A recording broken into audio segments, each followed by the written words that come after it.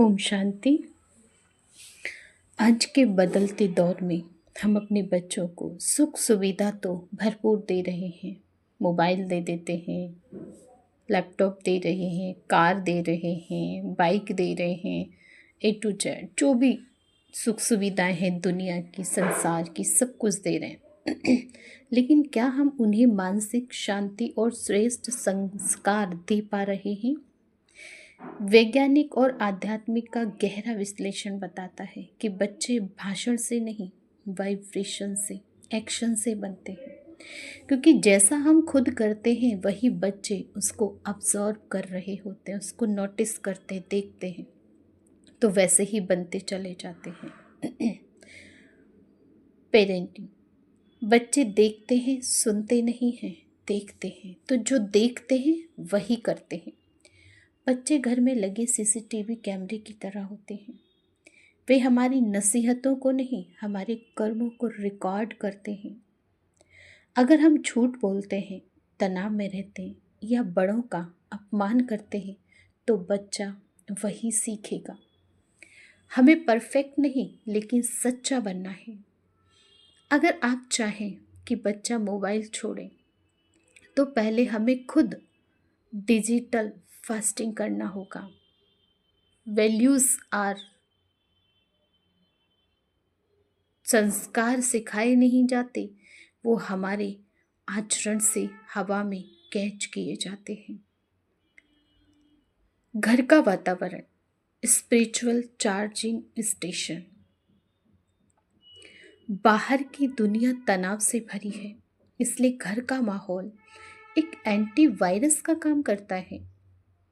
जिस घर में सुबह शाम 10 मिनट सामूहिक प्रार्थना या मेडिटेशन होता है, वहाँ की दीवारों में भी शांति, प्रेम, आनंद की तरंगें फैल जाती हैं।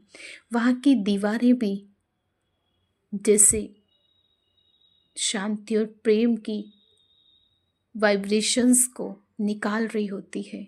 उस घर में जैसे ये सब गूंज रहा होता है, तो ये बच्चों के लिए एक सुरक्षा कवच बन जाता है, प्रोटेक्टिव शील्ड का काम करता है। रोज शाम को पूरा परिवार टीवी बंद करके कम से कम 5-10 मिनट मौन में बैठ जाए, परमात्मा की याद में कोई प्रार्थना करें, जो भी कोई मंत्र जपे। इससे बच्चों की बुद्धि स्थिर, स्टेबल और घर में कलह भी नहीं होगा। भोजन संजीवनी है, जैसा अन्न वैसा मन। भोजन केवल पेट नहीं भरता, वह मन का निर्माण करता है। आपने कई बार देखा होगा हम खाना खाते हैं तो बड़ी अच्छी फीलिंग आती है खाना खाने के बाद, संतुष्टता का अनुभव। कई बार खाना खाने के बाद वॉमिट जैसी फीलिंग, कुछ अजीब सा अंदर से अनकंफर्टेबल कुछ चीज़ें हो जाती हैं। तो क्यों होता है ये? क्योंकि जैसा अन्न वैसा मन। विज्ञान भी मानता है कि पानी और भोजन याददाश्त, मेमोरी होती है। ये दोनों ही एक मेमोरी का काम करते हैं। गुस्सा या चिंता में बनाया गया भोजन बच्चों के अंदर चिड़चिड़ापन पैदा करता है। वही परमात्मा की याद में बनाया गया भोजन प्रसाद बन जाता है। बच्चों को दूध, चाय या भोजन परोसते समय उसे 10 सेकंड दृष्टि दें और संकल्प करें, यह बच्चा मास्टर सर्वशक्तिमान है, इसकी बुद्धि दिव्य और पवित्र है। यह चार्ज किया हुआ भोजन उनकी बुद्धि को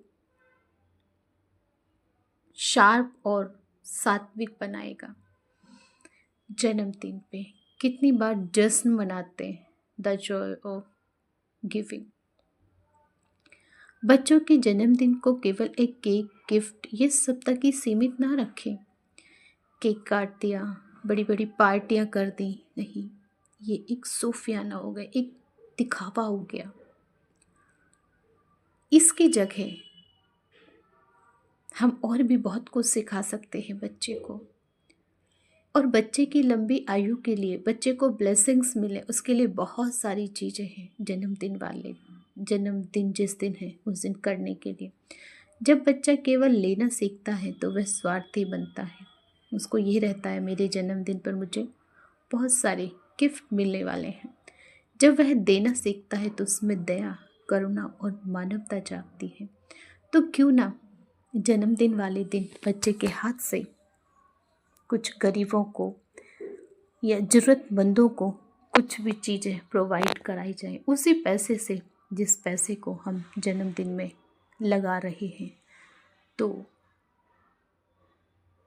ज़्यादा बेहतर है कि थोड़े से पैसे से हमने किसी की हेल्प की और उसके बदले बच्चे के अंदर डबल संस्कार भी आए और उसको दुआएं भी मिलती हैं। जैसे एक पेड़ भी लगवा सकते हैं। पेड़ जब बड़ा होगा, छांव देगा, तो बच्चे में निस्वार्थ भावना बढ़ेगी। पक्षियों को दाना भी डलवा सकते हैं। पक्षी दाने को खाएंगे, हृदय में कोमलता, सॉफ्टनेस आएगी उसके बच्चे की और उसकी दुआएं भी मिलेंगी। अनाथालय या ज़रूरतमंदों को उसके हाथ से कुछ दान दिलवा सकते हैं। इससे उन्हें अपने जीवन की कदर होगी, ग्रेटिट्यूड होगी। तो हम ऐसे ऐसे भी अपने बच्चों से कुछ कुछ करा सकते हैं। तो ये एक बहुत ही सोचने और समझने की बातें हैं।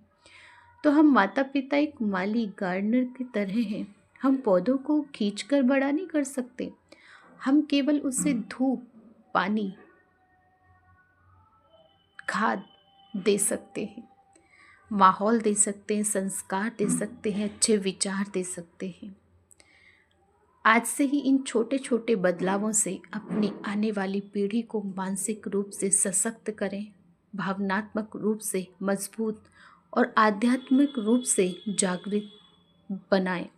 तो ये हम अपने आप कर सकते हैं, जिससे कि हमारे बच्चों के अंदर बहुत ही अच्छे संस्कार आएं और जीवन में उन्हें कभी किसी के सामने हाथ फैलाना न पड़े और जीवन में कभी कोई उसके सामने परिस्थिति ना आए भी तो उसको वो सहज ही सहन कर पाए।